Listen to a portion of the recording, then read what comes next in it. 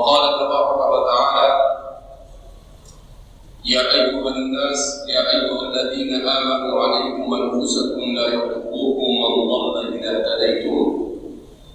فقال النبي صلى الله عليه وسلم: نحن الآخرون السابقون، أو كما قال صلى الله عليه وسلم. برادران اسلام، سب سے پہلے ہم رب کریم کا شکر ادا کرتے ہیں کہ اس رب کریم نے ہم سب کو ایمان اور اسلام جیسی عظیم نعمت سے مالا مال فرمایا۔ دنیا میں انسان کو روحانی، جسمانی، ظاہری، باطنی، معنوی جتنی بھی نعمتیں انسان کو میسر ہوئی ہے، اللہ نے عطا فرمائی ہے، جس کے بارے میں اللہ خود فرماتے ہیں: وَإِن تَعُدُّوا نِعْمَتَ اللَّهِ لَا تُحْصُوهَا، کہ اگر تم اللہ کی نعمتوں کو شمار کرنا چاہو تو اسے شمار کر سکتے نہیں۔ ان تمام نعمتوں میں سب سے عظیم، سب سے بڑی اگر کوئی نعمت ہے تو وہ نعمت ایمان۔ اسی لیے حضرت علی کرم اللہ وجہہ فرماتے ہیں کہ نبی کریم صلی اللہ علیہ وسلم نے ارشاد فرمایا کہ اللہ ایمان اسی کو عطا فرماتے ہیں جس سے اللہ محبت کرتے ہیں۔ اس کے علاوہ جتنی بھی نعمتیں ہیں وہ اسے بھی دیتے ہیں جس سے اللہ محبت کرتے ہیں، اور اسے بھی دیتے ہیں جس سے اللہ محبت نہیں کرتے۔ ایمان کی خصوصیت یہ ہے کہ اللہ اپنے چہیتوں کو ایمان عطا فرماتے ہیں۔ اللہ نے مجھے اور آپ کو فطروں کے اس تاریخ دور میں ایمان کی نعمت سے مالا مال کیا۔ اس کا مطلب یہ ہے کہ اول والحال میں تو ہمیں یہ سمجھنا ہے کہ اللہ ہم سے محبت کرتا ہے۔ ہم اس پر اس کا جتنا بھی شکر ادا کریں کم ہے۔ وَلِلَّهِ الْحَمْدُ عَلَى ذَلِكَ حَمْدًا كَثِيرًا طَيِّبًا مُبَارَكًا فِيهِ۔ مگر ایمان کا مل جانا یہ نجات کے لیے کافی نہیں۔ جو ایمان اللہ رب العزت نے ہمیں عطا فرمایا، اس ایمان کو اس کے تقاضوں کے ساتھ موت تک لے جانا یہ انسان سے مطلوب ہے۔ کہ انسان اس دنیا میں آیا، یہ دنیا انسان کے لیے دار الامتحان ہے، اور اس دنیا میں اللہ رب العزت نے اسے مختصر سی زندگی عطا فرمائی۔ وَمَا هَٰذِهِ الْحَيَاةُ الدُّنْيَا إِلَّا لَهْوٌ وَلَعِبٌ۔ یہ دنیا کی زندگی تو کھیل تماشا ہے، یعنی انسان اپنی زندگی کا مختصر سا وقت کھیل تماشے میں لگاتا ہے، اور زیادہ تر وقت اپنی بزنس میں، اپنے کاروبار میں، اپنے کام میں لگاتا ہے۔ تو کہا کہ جیسے تھوڑا سا وقت انسان کھیل کود میں لگاتا ہے، بس یوں سمجھیے کہ آخرت کے مقابلے میں دنیا کی حیثیت اتنی ہی ہے کہ انسان 24 گھنٹے میں سے آدھا گھنٹہ، 1 گھنٹہ کھیلتا ہے، باقی 23 گھنٹے وہ اپنے کام میں، اپنی ضرورت میں مصروف ہوتا ہے۔ ایسے ہی یہ دنیا آخرت کے مقابلے میں اتنی ہی حیثیت رکھتی ہے۔ اب اس دنیا میں دار امتحان میں آنے کے بعد کس طرح سے انسان کامیابی کے ساتھ یہاں سے چلا جائے۔ حضرات انبیاء کرام علیہ السلام کی بعثت اسی لیے ہوئی کہ انبیاء نے انسان کو زندگی جینے کا سلیقہ سکھایا، انبیاء نے انسان کو دستور حیات عطا فرمایا، کانسٹیٹیوشن آف لائف کی زندگی کیسے گزارے۔ آپ ولادت سے لے کر موت تک، صبح سے لے کر شام تک آپ کا ہر کام اللہ کی رضامندی کے مطابق کس طرح سے ہو، اس کی رہنمائی کرنے کے لیے حضرات انبیاء کرام علیہ السلام کی بعثت عمل میں آئی۔ حضرت آدم علیہ السلام کے زمانے میں لوگوں کی عمر بڑی طویل ہوا کرتی تھی، کوئی 1000 سال کا ہوتا تھا۔ بعض روایتوں میں اگرچہ وہ روایتوں پر کلام کیا گیا ہے کہ حضرت شعیب علیہ السلام کی عمر 2300 سال ہوئی، تو 1000 سال، 900 سال، 1400 سال، 1500 سال کی عمریں ہوا کرتی تھی۔ مگر جیسے جیسے زمانہ یہ اپنی نشأت سے اور اپنی تخلیق سے دور ہوتا گیا اور قیامت کے قریب ہوتا جا رہا ہے، ویسے ویسے عمروں میں کمی ہوتی جاتی ہے۔ اسی لیے نبی کریم صلی اللہ علیہ وسلم نے ارشاد فرمایا: اعمار امتی بین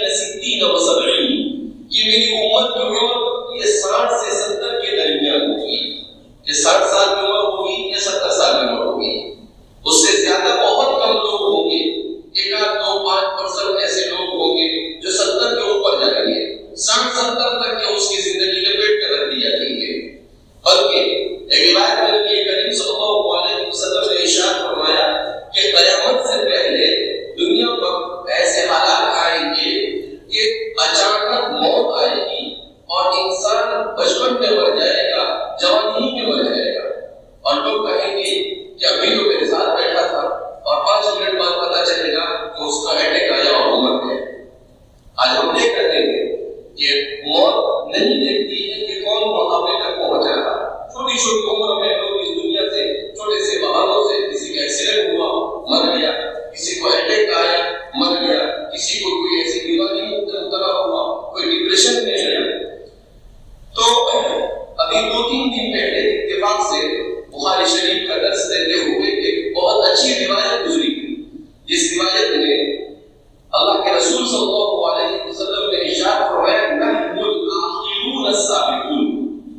تو ایک زمانے سے ذہن میں یہ سوال گھوم رہا تھا کہ آخر حضرت نوح کو 950 سال تک دعوت دی آپ نے، حضرت آدم کو 1000 سال اتنی لمبی عمر ملی، حضرت ابراہیم کو 150 سال کی عمر ہوئی، حضرت موسیٰ کی 140 سال عمر ہوئی، تو سب 100 کے اوپر ہے، کوئی 100 سے نیچے نہیں ہے۔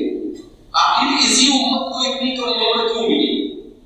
جب یہ روایت آئی تو اس روایت کو سمجھاتے ایک عجیب مفہوم ذہن و دماغ میں آیا۔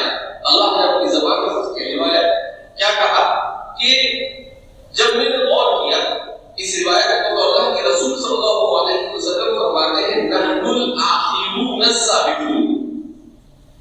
تو ہمارے محدثین نے اس کی تشریح کرتے ہوئے کہا نحن الآخرون فی الدنیا سابقون فی الآخرہ، کہ ہم دنیا میں سب سے اخیر میں آنے والے ہیں، اس لیے کہ رسول اللہ صلی اللہ علیہ وسلم آخری نبی ہے، آپ کے پاس کوئی نبی نہیں، تو آپ کی امت کون سی امت ہوئی؟ آخری امت ہوئی۔ اور پھر حضور نے فرمایا کہ والسابقون، اور آخرت میں ہم سب سے آگے بڑھنے والے ہیں۔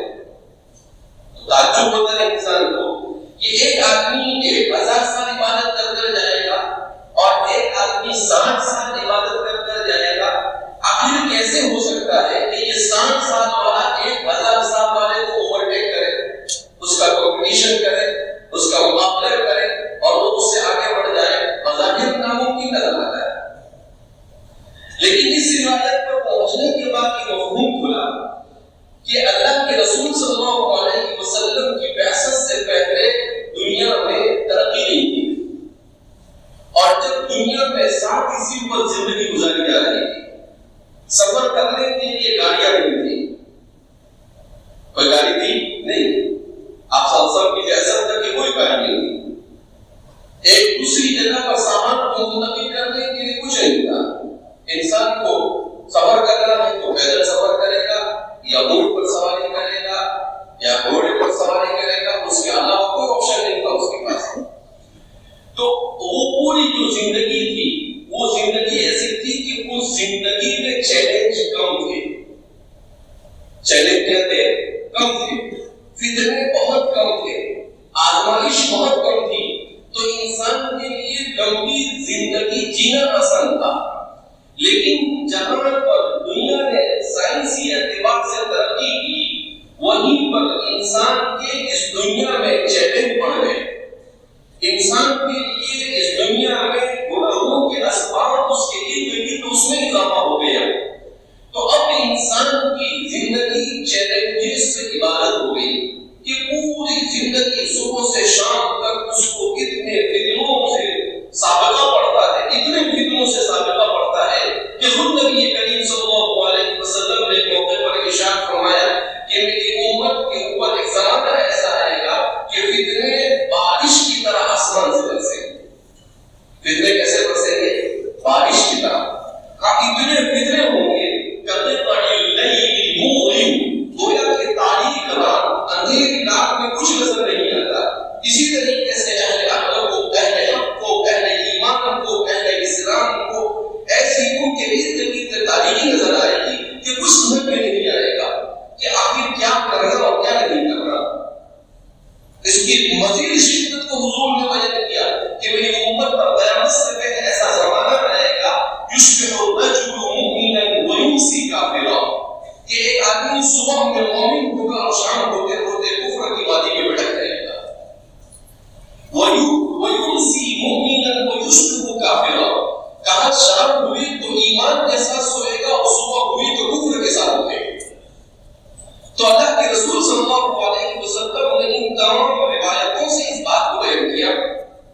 کہ انسان اتنے چیلنجز کو فیس کرے گا کہ اس کے لیے 60 سال کی زندگی بھی بہت مشکل ہو جائے گی. ان کے لیے 900 سال آسان تھے اور ہمارے لیے 60 سال بھی آسان ہے. اسی لیے ہم دیکھ رہے ہیں کہ بکثرت لوگ سوسائڈ کر رہے ہیں, خودکشی کر رہے ہیں. کیوں؟ زندگی سے پریشان ہو جا رہے ہیں. وہ کیوں؟ ان کے پاس علم نہیں, ان کے اندر صبر کا مادہ نہیں. یہ دنیا اسی لیے اللہ نے بھیجا ہے, انسان کا امتحان لیا جاتا ہے کہ وہ مصائب پر صبر کرتا ہے یا نہیں, وہ نعمتوں پر شکر کرتا ہے یا نہیں. اسی کے لیے اللہ نے اس دنیا میں انسان کو بھیجا ہے. لہذا اس بنا پر اللہ کی رحمت ہوئی اس امت کے ساتھ کہ اس امت کو 900 سال کی زندگی دینے کے بجائے 60-70 سالہ زندگی کے ساتھ اپنی رحمت کے ساتھ اسے متصف کرنے کے بھائی تمہارے لیے 900 سال بہت مشکل ہے, تم 60 سال نہیں جی سکتے ہو تو 900 سال کیا چاہیے ہوگی. تو اللہ رب العزت نے یہ ہم پر مہربانی کی. دنیا میں آپ دیکھیں گے 40-50 سال تک انسان یہ چاہتا تھا کہ جتنا جیو اتنا اچھا ہے, لیکن آج کا انسان میں اکثریت آپ کو ایسی ملے گی کہ بھائی جلدی چلے گئے تو اچھا ہے. کیوں؟ کتنے حالات ہیں چاروں طرف. کوئی روزی روٹی سے پریشان ہے, کوئی اولاد سے پریشان ہے, کوئی خاندان سے پریشان ہے, کوئی محلے سے پریشان ہے, کوئی پالیٹکس سے پریشان ہے, کوئی کس سے پریشان ہے. پریشانیاں ہی پریشانیاں ہیں. تو یہ اللہ کا احسان ہوا کہ اللہ نے اپنے رسول کی امت کو مختصر سی زندگی لے کر بھیجا. اب آگے اس حدیث کو سمجھتے ہیں. اب حضور نے فرمایا کہ نحن الاخرون السابقون, کہ ہم آئے تو دنیا میں لاسٹ میں. میرے بچوں کو سبق میں کہا اس کا مطلب یہ ہے کہ ہم کھلچن ہیں. ہم کیا ہے؟ کھلچن ہے. کھلچن بالکل پیچھے ہوتا ہے نا, لیکن کھلچن آدمی بہت شوق سے کھاتا ہے, بڑا اچھا لگتا ہے اس کو. کہا نحن الاخرون السابقون, لیکن آخرت میں کیوں ہم آگے ہوں گے؟ اس لیے کہ آدم اور نوح علیہ السلام کے زمانے میں جو لوگ تھے ان لوگوں کو چیلنج کم تھے, ان لوگوں کے زمانے میں فتنے نہیں تھے, ان کے لیے عبادت کرنا آسان تھا, ان کے لیے اپنی شریعت پر عمل کرنا آسان تھا, ان کی شریعتیں بھی آسان تھی. لہذا ہمارے لیے چونکہ ان فتنوں کی وجہ سے عبادت کرنا بھی بڑا چیلنج ہو گیا. اسی لیے تو حضرت موسیٰ علیہ السلام نے کہا کہ محمد صلی اللہ علیہ وسلم میری امت 2 نماز 3 نماز نہیں پڑھتی تھی, 50 نماز کیسے پڑھے گی تمہاری امت؟ جاؤ اور کنسیشن لے کر آؤ اللہ کے پاس جا کر. کہا 50 نماز نہیں پڑھیں گی. تو اللہ کے رسول صلی اللہ علیہ وسلم 50 میں سے 5 پڑھائے. 5 پڑھانے کے بعد موسیٰ علیہ السلام نے کہا 5 بھی پڑھنے والے نہیں. کیا کہا؟ 5 بھی پڑھیں گے نہیں, کیونکہ ان کو تجربہ تھا. انہوں نے بنو اسرائیل جیسے الٹی قوم کے ساتھ 100 سال سے زیادہ کی زندگی گزاری. میں کہتا ہوں حضرت موسیٰ علیہ السلام کی بنو اسرائیل کے ساتھ 100 سال یہ 1000 سال سے کم نہیں ہے, کیونکہ ان کو جو کہو اس کو الٹا کرے. اب ایسی قوم کے ساتھ زندگی گزارنا کوئی آسان نہیں تھا. تو اس لیے آپ کو سارے صاحب نے اس لیے آپ نے کہا کہ بھائی یہ 5 بھی نہیں پڑھیں گے, لیکن حضور نے کہا کہ آپ مجھے شام آتی ہے کیونکہ 5 کم ہو رہی ہے تو پوری 5 کی چلی جائے گی تو پھر رہے گا کیا؟ معراج کا تحفہ باقی ہی نہیں رہے گا. لیکن اللہ رب العزت اللہ کو سب معلوم تھا کہ یہ سب ہونے والا ہے, مگر پھر بھی اللہ نے 50 سے اسٹارٹ کیا. کیوں؟ کہا کہ یہ امت سیل والی امت ہے, یہ کنسیشن تلاش کرنے والی امت ہے. اب اللہ نے کہا کہ بھائی 5 پڑھو اور 50 کا ثواب ہو. 1 for 1 فری ہوتا ہے, یہاں پر 5 پر 50 فری کہ نماز کتنی پڑھو 5 اور ثواب کتنے کا لو 50 کا. تو یہ اس امت کیونکہ اللہ رب العزت عالم الغیب والشہادہ ہے, اللہ کو معلوم تھا کہ اس امت کے چیلنج ایسے ہوں گے, تو اس امت کے لیے زندگی بڑی دشوار اور مشکل ہوگی. تو اللہ نے اس کے لیے اتنے سارے اپرچونٹی, اتنے مواقع اس کے لیے فراہم کیے کہ انسان کسی نہ کسی راستے سے اللہ تک پہنچ سکتا ہے, مگر اس کے لیے کچھ نہ کچھ تو جدوجہد کرنی پڑتی ہے. تو اللہ کے رسول صلی اللہ علیہ وسلم نے کہا کہ اس طرح سے میری امت اخیر میں آئی اور سب سے آگے میں رہتے ہیں. اب آئیے ہم 21ویں صدی میں آ گئے ہیں کہ ہم 21ویں صدی میں زندگی گزار رہے ہیں. آج کا مسلمان اور آج سے 200 سال پہلے مسلمان کی زندگی کا موازنہ کیا جائے تو مابین السماء والارض، آسمان اور زمین کے درمیان فرق. آج سے 200 سال پہلے مسلمان عروج اور عزت کی زندگی گزار رہا تھا. آج کا مسلمان ذلت سے دوچار. اب ہمیں سوچنے کی ضرورت ہے کہ ہمارا معاشرہ آخر کیوں عروج سے زوال کی طرف آیا. اس میں کوئی شک نہیں کہ اللہ کی سنت ہے کہ ہر عروج کو زوال ہوتا ہے، مگر دنیا دار الاسباب ہے. یہاں پر اسباب کا جاننا بہت ضروری ہوتا ہے. اللہ ایسے ہی اٹھا کر کسی کو عروج سے زوال پر نہیں پھینک دیتا ہے، بلکہ اللہ نے جو سنتیں بنائی ہے ان سنتوں، ان طریقوں کے مطابق، اس لو کے مطابق جب انسان زندگی گزارتا ہے تو اللہ اسے عروج عطا فرماتا ہے. اور جب اللہ کے سنتوں کو، سنت اللہ کو انسان چھوڑ دیتا ہے تو پھر انسان تنزلی کی طرف آ جاتا ہے. تو ہم اپنی اس تنزلی سے اپنے آپ کو کیسے باہر لائیں؟ تو آپ دیکھیں گے کہ معاشرہ کی فرد سے بنتا ہے. معاشرہ کس سے بنتا ہے؟ فرد سے. جب تک کہ ہر فرد امت کا اپنی اصلاح کی اور اپنے آپ کو سدھارنے کی فکر اور کوشش نہیں کرے گا، وہاں تک کہ معاشرے کی اصلاح نہیں ہوگی. اصلاح معاشرے سے پہلے اصلاح فرد کی ضرورت ہے. اصلاح معاشرے سے پہلے کس کی ضرورت ہے؟ اصلاح فرد کی ضرورت ہے. جب تک کہ ہر فرد اپنے آپ کو صحیح معنی میں بہترین انسان بنانے کی سعی اور تگ و دو نہیں کرے گا، وہاں تک کہ معاشرے کی اصلاح نہیں ہوگی. اور جب تک کہ معاشرے کی اصلاح نہیں ہوگی، دنیا میں جو امنی اور بے سکونی ہے وہ دنیا سے ختم نہیں ہو سکتی. اب ہمارے اس معاشرے میں فرد کی اصلاح کیسے ہو؟ تو فرد کی اصلاح کے لیے گھر کی اصلاح ضروری ہے. فرد کی اصلاح کے لیے کس کی اصلاح ضروری ہے؟ گھر کی. کیوں؟ اس لیے کہ فرد پرورش کہاں پر پاتا ہے؟ گھر میں. جب تک کہ ہمارا مسلمان اپنے گھر کے ماحول کو ایمانی اور اسلامی نہیں بنے گا، وہاں تک کہ ہمارے بچوں کی ایمانی اور اسلامی تربیت نہیں ہوگی. اور جب ان کی ایمانی، اسلامی اور اخلاقی تربیت نہیں ہوگی تو یہ معاشرہ چاہے کتنی تعلیم حاصل کرے کبھی بھی اس کی اصلاح نہیں ہو سکتی ہے.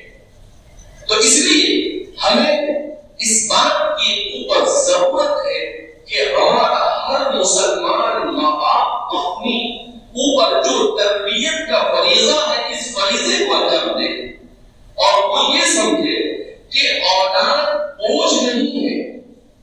اولاد کب بوجھ ہے؟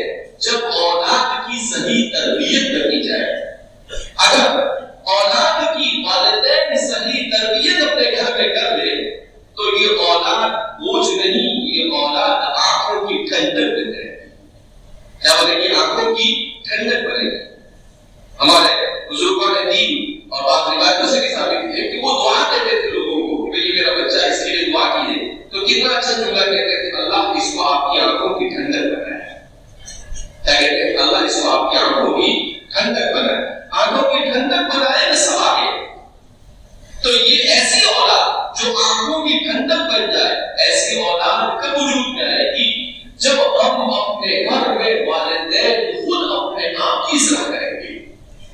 والدین نماز کی پابندی کریں گے، والدین آپس میں محبت سے رہیں گے، والدین اپنی اولاد کو وقت دیں گے، والدین ان کی تعلیم و تربیت میں اپنے ذہن کو صحیح معنی میں ٹھنڈے دل سے استعمال کریں گے اور اپنے گھر کا پاکیزہ ماحول بنائیں گے. بچہ خود بخود صحیح ہو جائے گا. جب فرد صحیح ہوگا، ہر گھر میں اسی طریقے سے تربیت ہونے لگ جائے گی تو محلہ صحیح ہوگا.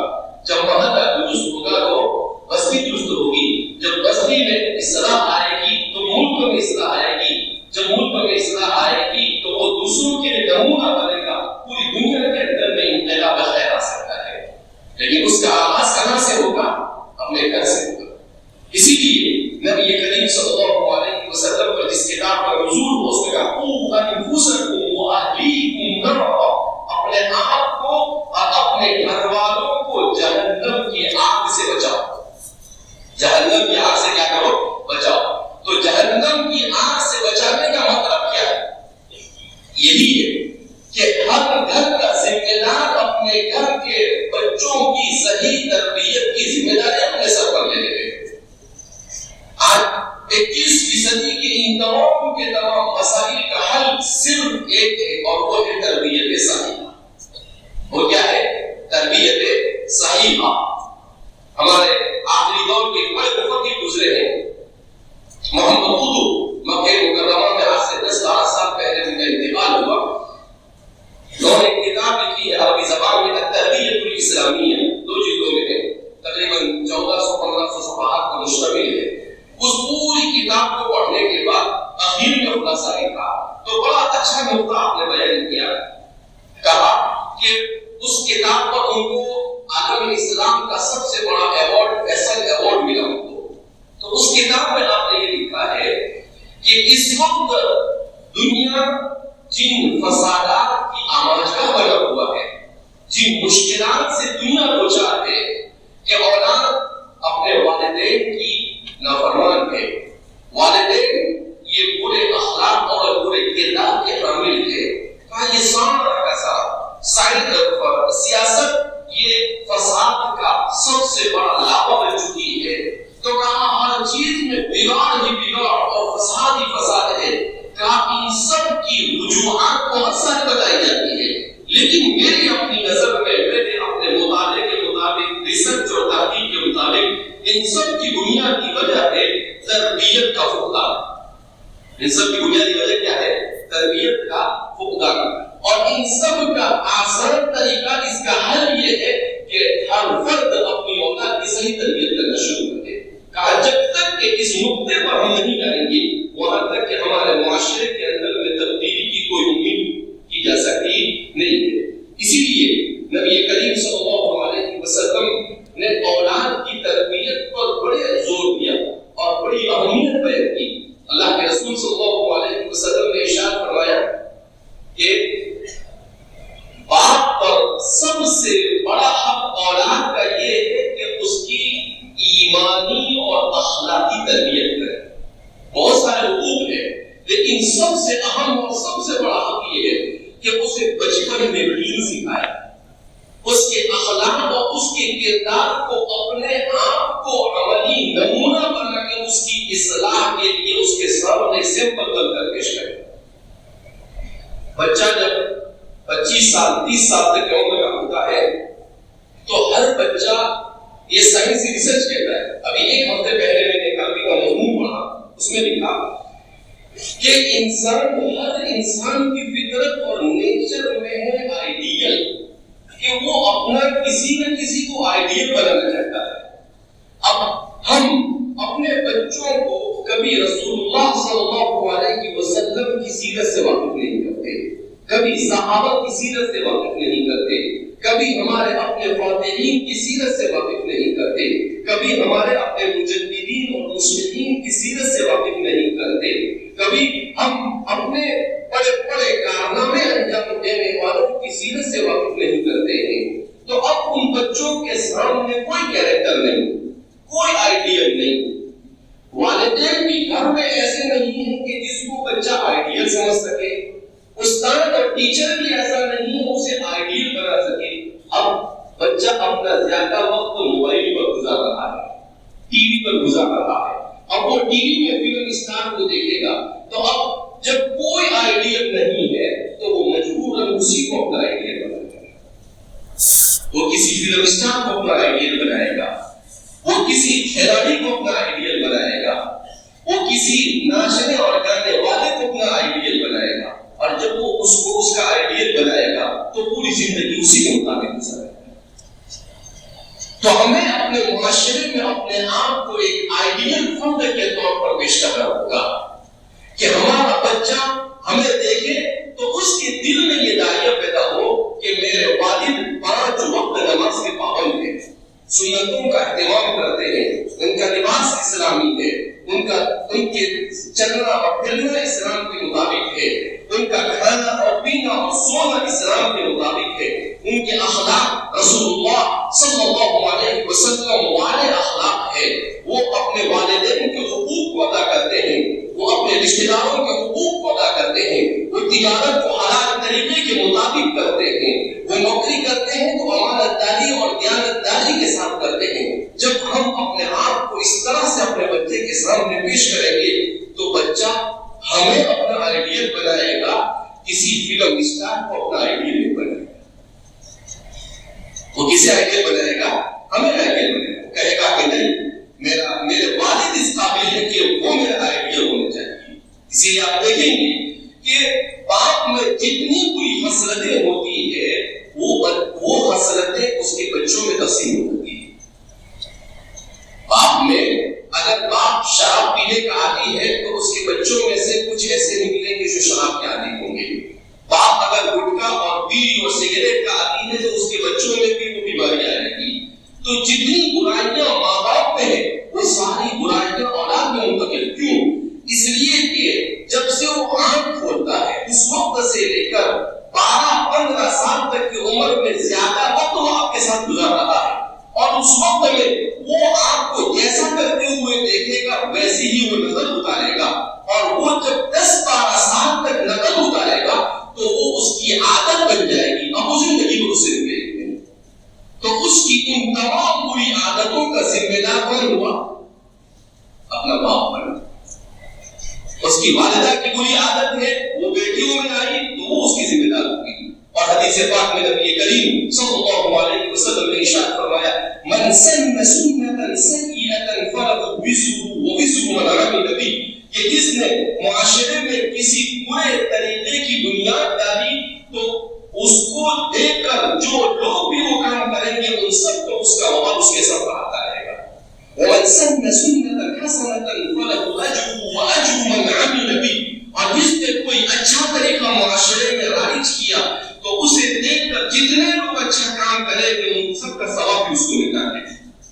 تو اس لیے ہمیں اپنے آپ کو معاشرے میں ہمارے معاشرے میں حسد اور کینے میں اضافہ ہو گیا ہے، ہمارے معاشرے میں فسق و فجور میں اضافہ ہے، ہمارے معاشرے میں جہالت میں اضافہ ہے۔ جب ماں باپ تعلیم یافتہ نہیں ہوں گے تو بچوں میں کیسے تعلیم آئے گی؟ ہم یہ چاہتے ہیں کہ ہمارے بچے بہترین اخلاق کے ساتھ وہ IPS UPS بنے، وہ ڈاکٹر بنے، وہ انجینئر بنے، ایک بہترین بنے، تو اس کے لیے پہلے اپنے آپ کو تعلیم سے وابستہ کرنا پڑے گا۔ اس لیے میرے بھائی اور دوستوں اور بزرگوں، یہ بڑا سنگین مسئلہ ہے، اس مسئلے کو سمجھنے کی ضرورت ہے کہ ہمارے اس زمانے کا سب سے اہم مسئلہ یہ ہے کہ والدین نے اپنی تربیت کی ذمہ داری کو بوجھ سمجھ لیا ہے۔ ارے بھائی، آپ جب اپنی اس تربیت کی ذمہ داری کو بوجھ سمجھ رہے ہیں تو آپ نے کیوں اولاد کو پیدا کیا؟ آپ اپنی اولاد کی صحیح تربیت نہ کر کر خدا پاک کی قسم آپ اس پر ظلم کر رہے ہیں۔ آپ ظلم کر رہے ہیں کیوں؟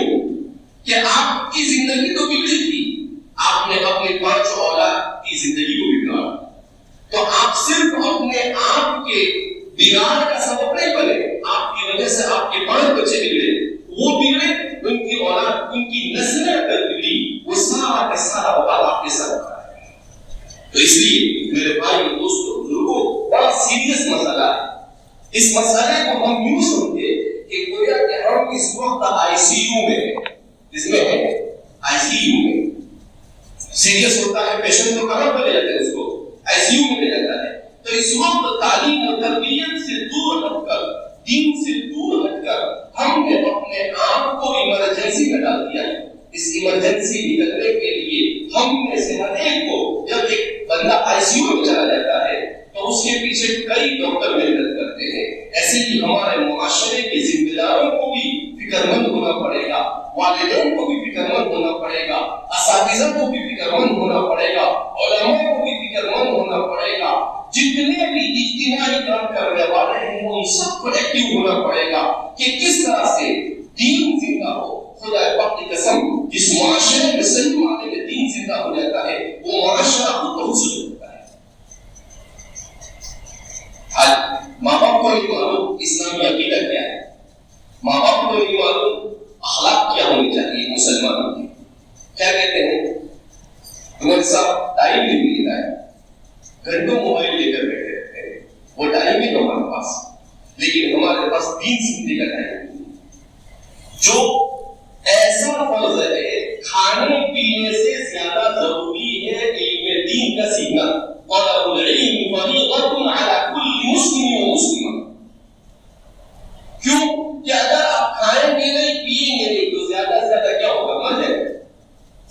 لیکن اگر آپ کے پاس علم دین نہیں ہوگا، آپ کی زندگی میں دین نہیں ہوگا، تو اگرچہ آپ زندہ رہیں گے مگر آخرت کی ہمیشہ ہمیشہ کی زندگی کے لیے آپ ناکام ہو جائیں گے. تو انسان مختصر سی زندگی میں ناکام ہو وہ بہتر ہے کہ ہمیشہ کی زندگی میں ناکام ہو وہ انسان کے لیے بہتر ہے مختصر سی زندگی.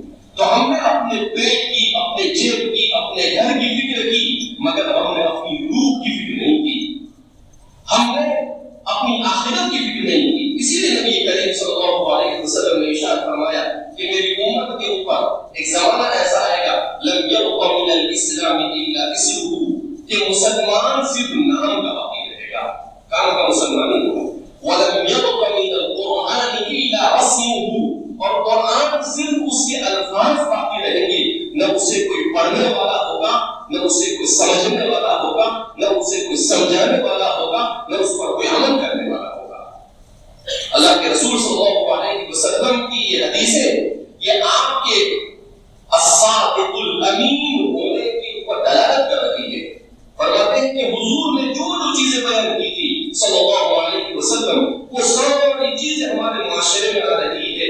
یہ بھی ہمارے لیے اس بات کی دلیل ہے کہ رسول اللہ صلی اللہ علیہ وسلم سچے رسول ہیں. اس لیے میرے بھائی دوستو بزرگوں، ہم فطروں کے بارے میں حضور نے کیا کہا، ان فطروں کا مقابلہ کیسے کیا جائے. اپنے گھر کی اصلاح کے لیے حضرت علی رضی اللہ تعالیٰ عنہ فرماتے ہیں کہ ایک دن نبی کریم صلی اللہ علیہ وسلم نے ارشاد فرمایا کہ علی تمہیں معلوم ہے ایسے فتنے آئیں گے کہ ان فتنوں کا مقابلہ کرنا انسان کے لیے مشکل ہوتا ہے. قرآن جائیے حضرات صحابہ پر فوراً ایک صحابی کھڑے ہوئے اور کہنے لگے وَمَا الْمَخْرَجُ مِنْهَا يَا رسول اللہ، اے اللہ کے رسول صلی اللہ علیہ وسلم ان فتنوں سے نکلنے کا راستہ کیا ہوگا، کیسے ہم ان فتنوں سے نکل سکیں گے. اللہ کے رسول صلی اللہ علیہ وسلم نے ارشاد فرمایا کتاب اللہ وعبرتی وسنت رسولی، کہ اگر تم تین چیزوں کو اپنے گھر میں اپنے معاشرے میں مضبوطی کے ساتھ پکڑ لو گے تو تم کیسے ہی تاریخ فتنے کے اندر سے نکلنے میں کامیاب ہو گے. اور کیا ہے کتاب اللہ، اللہ کی کتاب یعنی قرآن کریم.